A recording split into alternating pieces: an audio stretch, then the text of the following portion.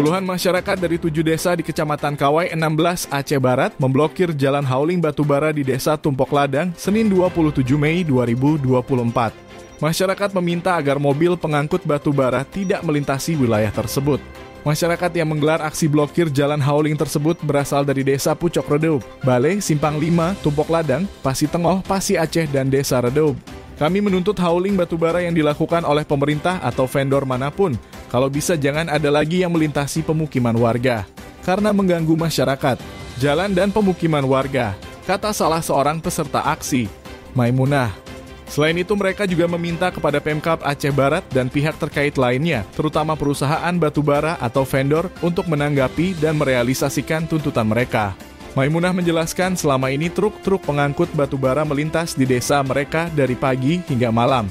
Padahal menurutnya sudah ada aturan dari pemerintah bahwasannya truk batubara tidak boleh melakukan aktivitas hauling di siang hari. Hal senada juga disampaikan oleh perwakilan pondok pesantren di wilayah setempat, Rahmat Humaidi. Menurutnya aktivitas hauling batubara yang selama ini dilakukan oleh perusahaan tambang telah mengganggu proses belajar santri.